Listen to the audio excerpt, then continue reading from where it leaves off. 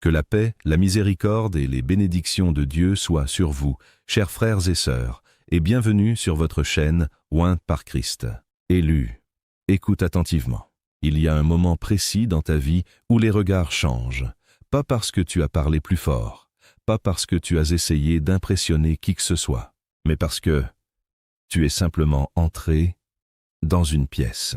Et soudain, le silence, ce silence étrange, celui qui ne juge pas, celui qui observe, celui qui ne comprend pas encore ce qu'il est en train de voir. Parce que tu es jeune, parce que ton apparence ne correspond pas à ce que tu portes à l'intérieur, parce que ton énergie dérange des personnes qui pensaient avoir tout compris de la vie. Et ils restent sans voix, pas parce que tu fais du bruit, mais parce que tu es la preuve vivante qu'ils se sont trompés sur quelque chose d'essentiel. Élu, si tu ressens ce décalage, ce malaise autour de toi, ce regard étrange des autres, alors écoute-moi jusqu'au bout. Et maintenant, écris un mot dans les commentaires, un seul, le mot qui représente ta libération aujourd'hui. Premièrement, il faut corriger une erreur de perception très profondément ancrée dans la majorité des esprits. On t'a appris à associer la valeur d'une personne à des marqueurs visibles et mesurables. L'âge, l'expérience formelle, les diplômes, le statut social, les validations extérieures. Dans cette logique, quelqu'un de jeune est supposé être en phase d'apprentissage, donc en position d'attente, tandis que quelqu'un de plus âgé est supposé incarner l'autorité, donc la légitimité. Le problème, c'est que cette logique fonctionne uniquement dans un système stable, normé, prévisible. Mais dès qu'une personne sort de ce cadre, tout le système d'interprétation des autres commence à se fissurer. C'est exactement ce qui se produit dans ton cas. Ce que les autres essaient de faire, consciemment ou non, c'est de te replacer dans une catégorie compréhensible. Ils cherchent une étiquette simple. Trop jeune, pas assez expérimenté, pas encore prêt, pas crédible. Ce ne sont pas des vérités objectives, ce sont des mécanismes de classement mental. Le cerveau humain déteste ce qu'il ne peut pas classer rapidement. Il préfère réduire la complexité, même si cela implique de mal interpréter la réalité. Et quand tu refuses de rentrer dans les cases prévues, tu deviens un problème de classification pour les autres. Ce point est essentiel à comprendre. La réaction des gens face à toi n'est pas uniquement une réaction à tes compétences, mais à ton incohérence par rapport à leurs attentes internes.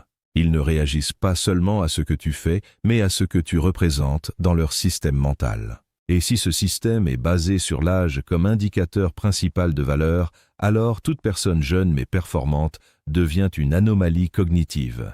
Une anomalie oblige le cerveau à recalculer, et ce recalcul est inconfortable. C'est pour cela que certaines réactions semblent disproportionnées. Ce n'est pas forcément de la jalousie pure ou de l'hostilité directe.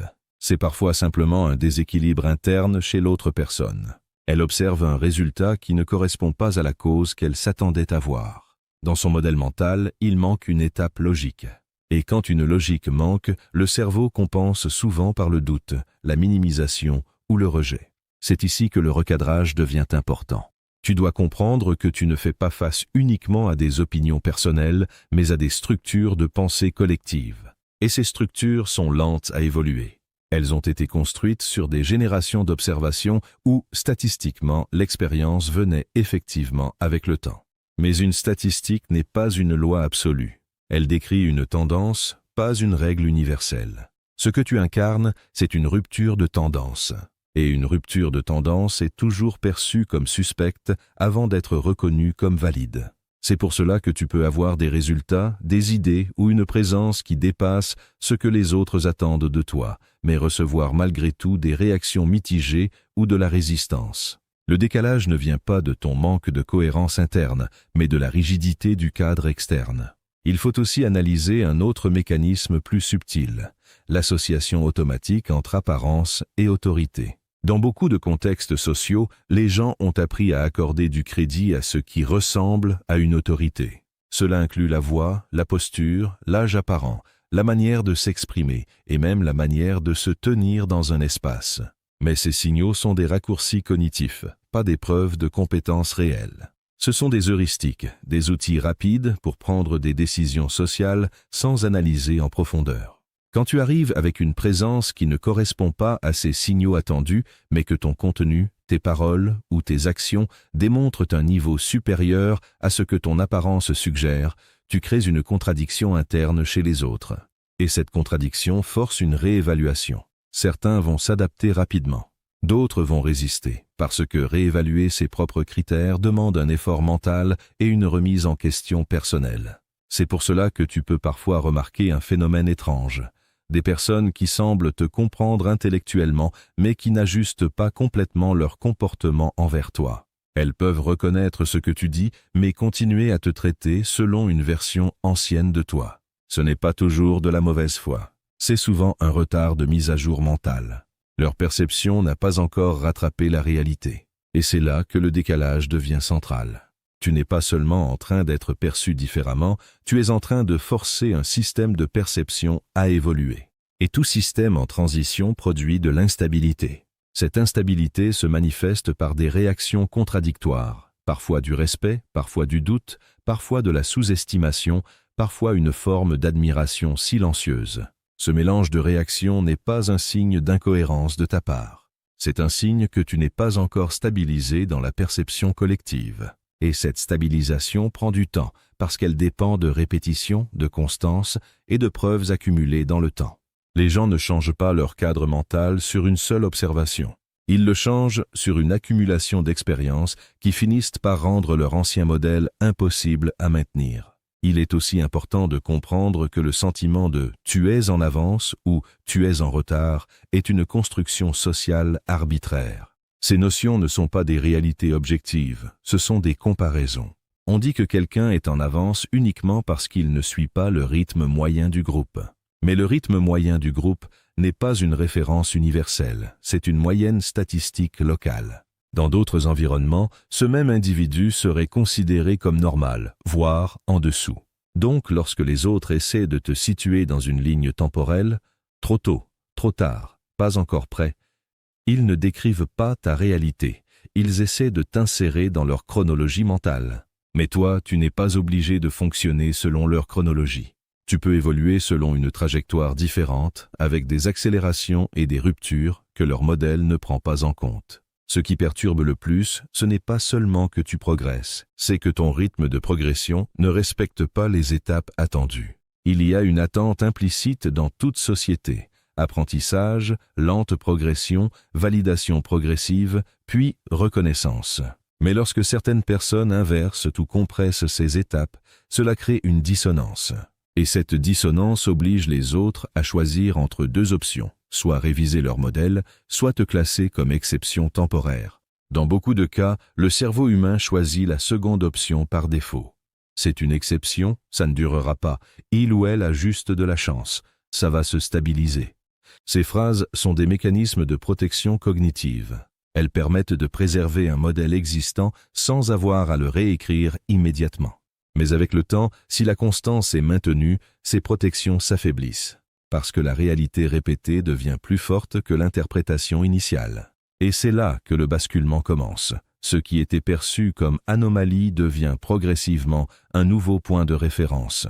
Pas parce que tu as changé, mais parce que leur système de lecture a été obligé de s'adapter. Ce recadrage est donc fondamental. Tu n'es pas en train de lutter contre ton âge, ni contre ton apparence, ni contre un manque de crédibilité objective. Tu es en train d'exister dans un espace où les règles habituelles d'interprétation ne suffisent pas encore. Et tant que ce décalage existe, il génère des réactions ambiguës, parfois incohérentes, parfois contradictoires, mais toujours révélatrices d'un processus d'ajustement en cours. Il n'y a rien à corriger dans ton existence pour rentrer dans leur logique. Le travail réel consiste à comprendre que leur logique n'est pas universelle et que le décalage que tu observes n'est pas une erreur, mais un indicateur de transition entre deux cadres de perception différents. Deuxièmement, pour comprendre ce qui se passe réellement dans ce type de situation, il faut sortir de l'interprétation sociale classique et entrer dans une lecture plus structurelle des dynamiques humaines. Imagine une grande salle, organisée selon des règles implicites mais très strictes. Ce ne sont pas des règles écrites, mais des conventions intégrées par tous les présents. Dans cette salle, chacun connaît sa place. Les positions ne sont pas seulement physiques, elles sont symboliques. Elles reflètent une hiérarchie construite sur le temps, l'expérience et la reconnaissance collective. Dans ce type d'environnement, les personnes les plus âgées ou les plus expérimentées occupent naturellement les zones centrales de décision. Elles parlent, elles valident, elles orientent. Les plus jeunes, eux, sont placés dans des zones périphériques, non pas parce qu'ils sont moins importants en valeur humaine, mais parce que le système repose sur une logique de transmission progressive. Observer avant d'agir, apprendre avant de diriger, accumuler avant de décider. Tout cela crée une stabilité apparente, une organisation qui semble fluide parce que chacun joue le rôle attendu. Maintenant, imagine que tu entres dans cette salle. Et ce point est crucial. Ton entrée ne viole aucune règle explicite. Tu ne renverses rien, tu ne contestes personne, tu ne fais pas de déclaration agressive. Tu entres simplement avec une présence qui n'a pas besoin d'être validée pour exister. Et c'est précisément là que la structure commence à réagir. Parce que dans un système basé sur des rôles implicites, ce n'est pas seulement l'action qui compte, c'est la manière dont cette action s'inscrit dans les attentes collectives. Les gens ne réagissent pas uniquement à ce que tu fais, mais à la difficulté qu'ils ont à te placer dans une catégorie existante. Et dès qu'un élément ne peut pas être catégorisé facilement, il devient une source de tension cognitive. Dans cette salle, tout fonctionne tant que chaque individu reste lisible. Lisible signifie prévisible. Un jeune agit comme un jeune, un senior agit comme un senior, un expert agit comme un expert reconnu. Mais toi, tu arrives avec une configuration différente. Tu n'occupes pas la place attendue pour ton apparence ou pour les signaux que les autres utilisent habituellement pour te définir. Et à partir de ce moment, un phénomène silencieux se déclenche. Ce n'est pas une réaction ouverte, ce n'est pas une confrontation directe.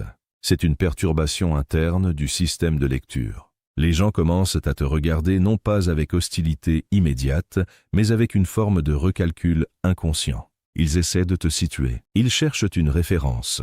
Est-ce un débutant exceptionnel, un cas particulier, une exception temporaire, ou quelque chose qui remet en question leur propre grille d'analyse? Le problème, c'est que plus ils cherchent, moins ils trouvent une correspondance stable. Et cette absence de correspondance crée une tension invisible dans l'environnement. C'est comme si les variables habituelles ne suffisaient plus à décrire ce qui est observé. Le système continue de fonctionner, mais avec une incertitude interne qui n'existait pas avant ton entrée. C'est là que ton analogie devient plus précise. Tu es comme une fréquence nouvelle dans une radio ancienne. Une radio ancienne est calibrée pour capter un ensemble limité de signaux. Elle est conçue pour interpréter des bandes de fréquences connues, stables, répétées. Tant que le signal reste dans cette plage, tout fonctionne correctement. Le son est clair, identifiable, cohérent. Mais dès qu'une fréquence extérieure à cette plage apparaît, la radio ne sait pas quoi en faire. Elle capte quelque chose mais ne peut pas le traduire correctement. Ce n'est pas que le signal est incorrect, c'est que le récepteur n'est pas conçu pour le lire. Et dans cette situation, le système peut produire du bruit, des interférences ou un silence étrange. Ce silence n'est pas l'absence de présence, c'est l'incapacité à transformer cette présence en information compréhensible. De la même manière, ta présence dans cet environnement crée un type de silence social. Les conversations continuent, mais quelque chose change dans leur tonalité. Les réactions deviennent plus mesurées, parfois plus hésitantes, parfois plus observatrices. Les gens ajustent leur comportement sans forcément en être conscients. Ils observent plus qu'ils n'interagissent, non pas par rejet direct, mais par tentative de compréhension. Autre image encore plus précise, tu es comme une lumière blanche dans une pièce habituée à des ombres tamisées. Une pièce habituée à une luminosité constante développe une adaptation naturelle. Les yeux s'habituent à un certain niveau d'intensité. Les contrastes sont connus, les variations sont prévisibles. Mais lorsqu'une lumière différente apparaît, surtout une lumière plus intense ou plus neutre que le reste, l'adaptation automatique échoue temporairement. Dans ce cas, les autres ne peuvent pas immédiatement interpréter ce qu'ils voient. Ils ne savent pas encore si cette lumière est permanente, si elle est contrôlée, si elle est dangereuse ou si elle est simplement différente. Et tant que cette interprétation n'est pas stabilisée, leur réaction reste suspendue entre plusieurs possibilités. Ce point est essentiel. Ce n'est pas ton existence qui crée le désordre, mais la différence entre ce que tu es et ce que l'environnement est habitué à traiter. Et cette différence produit une phase de désajustement temporaire. Pendant cette phase, les systèmes sociaux ne réagissent pas de manière uniforme. Certains tentent d'intégrer rapidement ce qu'ils voient, d'autres résistent, d'autres observent en silence. C'est pour cela que tu peux être perçu simultanément comme trop jeune et trop intense, trop discret et trop présent, trop naturel et pourtant difficile à reproduire. Ces contradictions ne viennent pas de toi en tant que contradiction interne, mais de la pluralité des interprétations externes. Chaque personne essaie de résoudre le même problème avec son propre cadre mental, et chaque cadre produit une réponse légèrement différente. Et c'est ici que le silence devient significatif. Ce silence n'est pas vide. Il est chargé d'analyse implicite.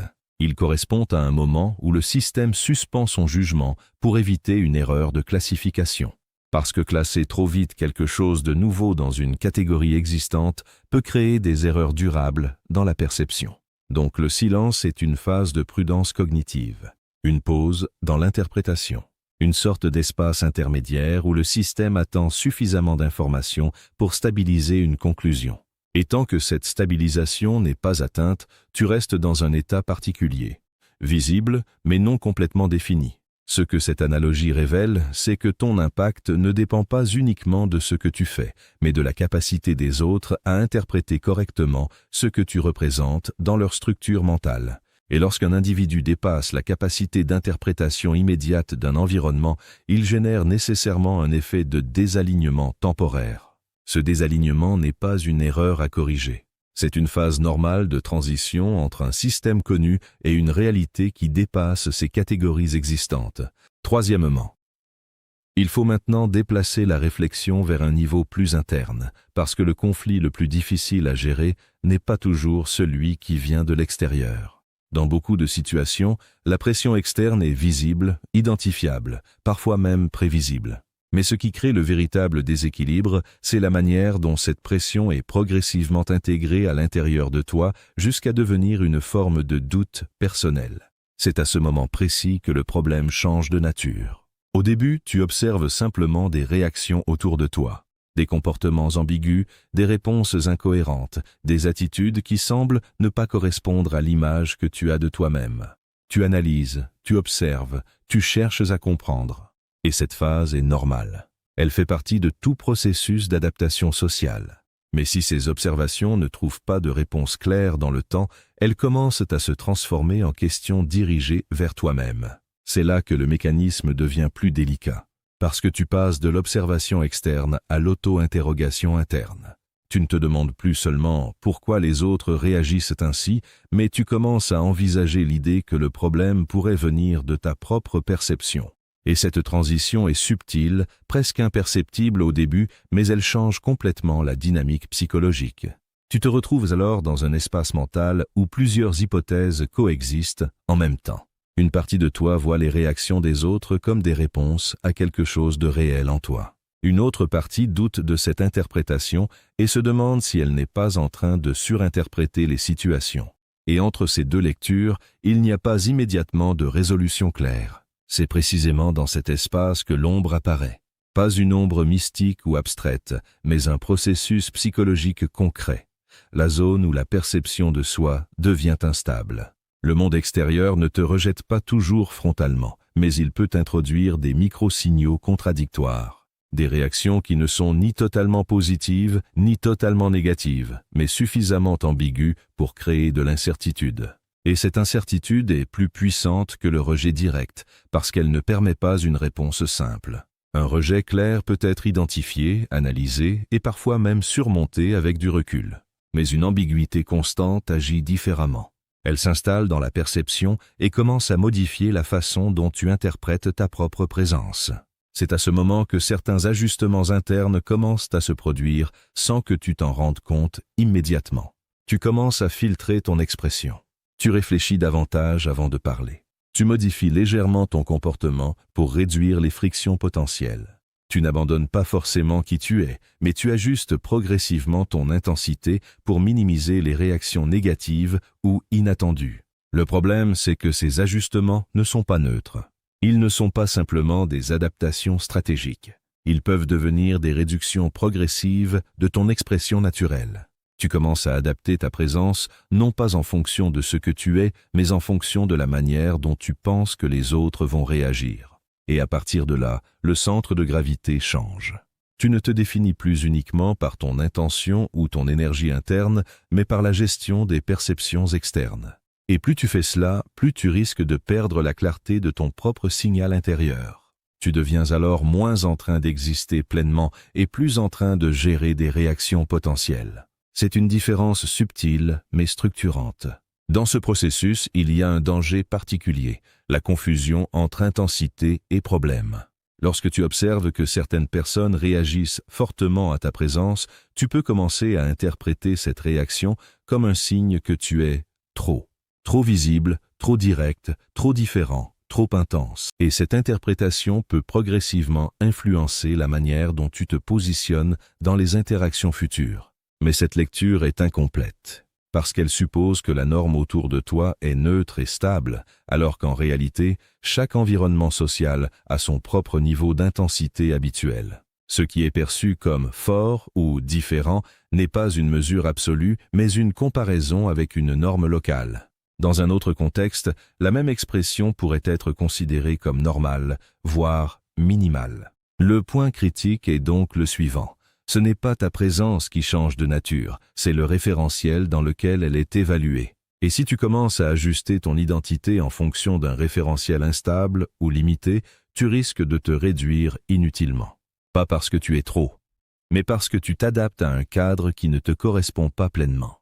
C'est ici que le travail intérieur devient essentiel. Parce que la véritable difficulté n'est pas seulement de faire face aux réactions externes, mais de ne pas internaliser ces réactions comme des vérités définitives sur toi-même.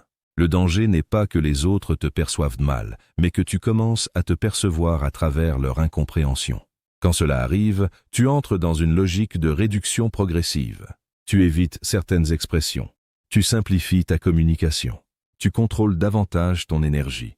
Tu ne le fais pas toujours consciemment, mais par anticipation des réactions.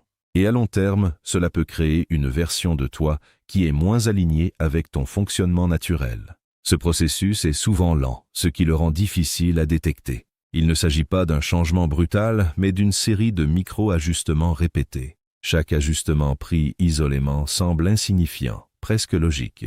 Mais cumulés, ils peuvent modifier profondément la manière dont tu te présentes au monde. C'est pour cela que le doute intérieur est un point critique. Quand tu commences à te demander si tu exagères, si tu inventes ou si tu es trop différent, tu es déjà en train d'entrer dans une zone où ton propre regard devient influencé par des réactions externes non stabilisées. Et dans cet état, il devient difficile de distinguer entre adaptation saine et auto-réduction. La clé ici n'est pas de rejeter toute adaptation. L'adaptation fait partie de l'intelligence sociale. Mais il faut distinguer adaptation stratégique et effacement progressif. L'adaptation stratégique te permet de naviguer dans différents environnements sans perdre ton centre. L'effacement progressif, lui, déplace ton centre pour éviter le désagrément immédiat. Et c'est précisément ce glissement qu'il faut surveiller. Parce que le signal que tu ressens, malaise, incompréhension, tension autour de toi, n'est pas nécessairement un indicateur que tu dois disparaître ou te diminuer. Il peut simplement indiquer que tu es dans un environnement où ton expression n'est pas encore totalement comprise ou habituelle. Dans ce contexte, rester aligné signifie maintenir une continuité interne malgré des réactions externes variables. Cela ne veut pas dire ignorer tout retour, mais ne pas transformer chaque réaction en verdict sur ta valeur ou sur ta légitimité à exister pleinement. C'est une distinction fondamentale entre perception extérieure et identité intérieure. Le vrai obstacle caché, ce n'est donc pas la réaction des autres, mais la possibilité que ces réactions deviennent une référence interne plus forte que ton propre ressenti initial. Et c'est ce basculement-là qui détermine si tu restes stable dans ton expression ou si tu commences à te rétrécir progressivement pour correspondre à une lecture extérieure qui, par définition, n'est jamais complète. Quatrièmement, à un certain point du parcours, il devient nécessaire d'arrêter de chercher une validation complète de la part de l'environnement extérieur. Non pas parce que les autres n'ont aucune importance, mais parce que leur réaction ne peut pas être l'unique référence pour définir ta légitimité à exister dans ton propre alignement. Les réactions humaines sont par nature variables, influencées par des cadres culturels, des expériences personnelles et des attentes implicites qui ne sont pas universelles. S'appuyer exclusivement sur ces réactions pour se définir crée une instabilité permanente. Ce que tu dois intégrer à ce stade, c'est une distinction fondamentale entre contrôle et responsabilité. Tu ne contrôles pas la manière dont ta présence est interprétée. Chaque personne filtre ce qu'elle voit à travers son propre système de référence. Ce filtre est automatique, inconscient et souvent rigide. Essayer de le modifier directement chez les autres est une perte d'énergie, parce que tu interviens sur un processus interne qu'ils ne maîtrisent pas eux-mêmes complètement. En revanche, tu as une responsabilité directe sur la cohérence entre ce que tu es et ce que tu exprimes. Cette cohérence est la seule zone sur laquelle tu peux réellement agir avec précision. Elle ne dépend pas de la reconnaissance immédiate, mais de l'alignement entre ton intention interne et ton comportement externe. C'est cet alignement qui construit une stabilité durable, même en présence de réactions contradictoires. À partir de là, un changement de perspective devient nécessaire. Tant que tu cherches à être validé par tous, tu restes dépendant de critères externes instables. Mais lorsque tu acceptes que certaines personnes ne comprendront pas immédiatement ta manière d'être, tu sors d'un cycle de suradaptation. Et ce point est crucial. Suradaptation signifie ajuster ton comportement non pas pour améliorer la communication, mais pour éviter toute forme de désapprobation. C'est là que l'intégrité personnelle commence à s'éroder. Il faut aussi clarifier un point souvent mal compris. La réaction des autres à ta présence n'est pas uniquement liée à toi en tant qu'individu, mais à ce que tu représentes dans leur système de perception. Tu peux déclencher des réactions très différentes sans changer fondamentalement qui tu es, simplement parce que tu actives chez les autres des zones de comparaison, d'attente ou de projection. Cela signifie que ton impact social dépasse largement ton intention initiale. Dans certains cas, tu peux inspirer. Dans d'autres, tu peux créer une forme de déstabilisation. Et dans d'autres encore, tu peux générer une neutralité apparente, qui est en réalité une phase d'observation silencieuse. Ces réactions ne sont pas des jugements absolus sur ta valeur, mais des indicateurs de la manière dont ton profil d'expression interagit avec différents cadres mentaux. Le point de rupture arrive lorsque tu comprends que la diversité de ces réactions est normale et inévitable. Il n'existe pas de configuration où une présence authentique produit uniquement des réactions positives, homogènes et immédiates. Cette attente est irréaliste, car elle suppose une uniformité psychologique qui n'existe pas dans les interactions humaines. À partir du moment où tu intègres cela, tu peux sortir d'une logique de validation totale. Et dans cet espace, quelque chose change profondément. Tu commences à distinguer entre feedback utile et bruit interprétatif. Le feedback utile te permet d'ajuster des comportements concrets sans trahir ton identité. Le bruit interprétatif, lui, reflète uniquement les limites de compréhension de l'autre face à ta singularité. C'est ici que se situe le véritable verdict. Non pas un verdict externe qui te classe définitivement, mais un basculement interne dans la manière dont tu interprètes les réactions du monde. Tant que chaque réaction est perçue comme un jugement global sur ta valeur, tu restes vulnérable à l'instabilité émotionnelle et identitaire. Mais lorsque tu comprends que ces réactions sont fragmentaires, contextuelles et souvent incomplètes, tu récupères une forme de stabilité intérieure. Il est également important de comprendre que la maturité ne suit pas une seule trajectoire linéaire liée au temps. Dans les représentations classiques, la maturité est associée à l'accumulation d'années et d'expériences visibles. Mais en réalité, il existe des formes de maturité qui se construisent différemment, parfois plus rapidement, parfois de manière plus intuitive, parfois à travers des expériences intensifiées plutôt que prolongées. Cela crée un décalage entre perception et réalité. Certains systèmes sociaux ne reconnaissent la maturité que lorsqu'elle correspond à des marqueurs traditionnels. Mais lorsque ces marqueurs sont absents ou atypiques, la maturité réelle peut être mal interprétée, voire ignorée dans un premier temps. Ce retard de reconnaissance ne signifie pas absence de maturité, mais inadéquation entre le format de la maturité et les critères d'évaluation utilisés. C'est dans ce contexte que ton âge, ton apparence ou ton énergie deviennent des variables secondaires dans la perception des autres. Elles servent de point d'ancrage rapide pour classer une personne, mais elles ne déterminent pas la totalité de la réalité de ce que tu es. Et lorsque ton comportement ou ta présence dépasse ces marqueurs superficiels, cela crée un effet de dissonance dans la lecture que les autres font de toi. Cette dissonance est souvent à l'origine de réactions contrastées. Certains vont percevoir une forme d'inspiration, parce qu'ils voient une rupture avec leurs attentes habituelles. D'autres vont ressentir une forme d'inconfort, parce que leur modèle de compréhension est mis à l'épreuve. Et d'autres encore vont simplement observer sans réaction explicite, en attendant d'accumuler suffisamment d'informations pour stabiliser leur perception. Dans tous les cas, ce processus ne dépend pas uniquement de toi. Il dépend aussi de la capacité des autres à intégrer des formes de réalité qui ne correspondent pas à leurs catégories habituelles. Et cette capacité varie fortement d'une personne à l'autre. Le point final de ce recadrage est donc le suivant. Ton rôle n'est pas de forcer une compréhension universelle de ta présence. Ce rôle n'est pas accessible, parce que la compréhension universelle n'existe pas dans les interactions humaines. Chaque personne voit à travers un filtre différent, et ces filtres ne peuvent pas être uniformisés par une seule volonté individuelle. Ton rôle est de maintenir une cohérence interne suffisamment stable pour ne pas te perdre dans les interprétations extérieures. Cela signifie que tu peux écouter, ajuster, évoluer, mais sans abandonner la structure fondamentale de ce que tu es pour correspondre à des attentes changeantes. Et à partir de ce point, une réalisation plus large devient possible. Ce que tu interprétais peut-être comme un décalage personnel n'était pas nécessairement une erreur ou une anomalie, mais simplement une différence de temporalité entre ce que tu incarnes et la capacité du monde à le reconnaître immédiatement. Ce n'était donc pas une question de trop jeune ou de pas assez. C'était une question de reconnaissance progressive d'une forme de maturité qui ne dépend pas uniquement du temps, mais de la manière dont elle se manifeste. Alors maintenant, élu, respire profondément et choisis un mot, un seul. Le mot qui représente ta libération aujourd'hui. Écris-le dans les commentaires, pas pour les autres, pour toi. Parce que chaque mot posé est une affirmation silencieuse de ce que tu refuses de cacher désormais. Élu, retiens ceci avant que cette vidéo se termine.